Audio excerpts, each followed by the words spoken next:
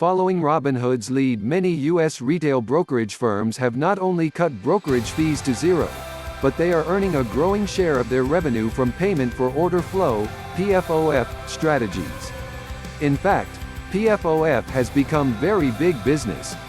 More than 75% of Robinhood LLC's firm revenue over the last 5 quarters came from PFOF, reaching $720 million in 2020 and $341 million in Q1 2021 alone. The 2020 figure includes $27 million in Bitcoin and other cryptocurrency transaction rebates, which Robinhood earned from select crypto exchanges after routing crypto trades to them. The crypto trading rebate grew to $88 million in Q1 2021 thanks in large measure to the crypto and dogecoin trading frenzy, while boosting the contribution of cryptocurrency revenue to 21% of Robinhood's overall total from 4% a year earlier. This controversial practice, in which some market makers like Citadel Securities pay brokerages like Robinhood lucrative fees to execute the trades, has allowed these middleman firms to be the primary way to offer zero-cost trading. However, some successful brokerage firms like Fidelity and eToro have steered clear of this trend.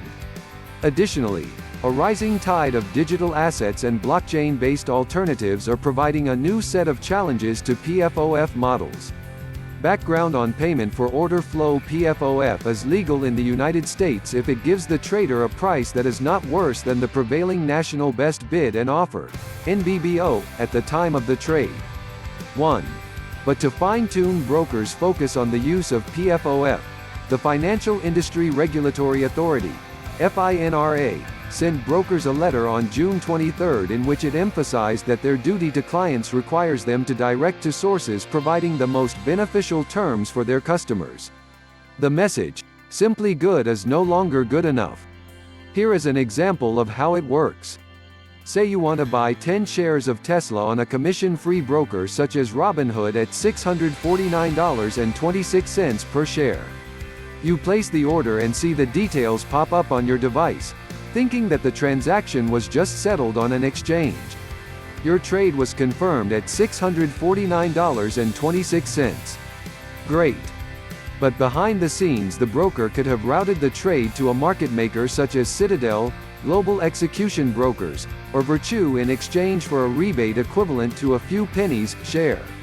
Add those pennies per share times millions of trades monthly, and the silent commissions add up. Think of these half-dozen large firms as the Walmarts of Wall Street. They have huge order volume and beat the competition by making such a tiny margin on retail trading flow that the smaller stores in our analogy can't quite compete. It is worth noting that PFOF predates Robinhood, but the fintech startup turbocharged the practice sometime after 2013 when it originated the zero-commission business model.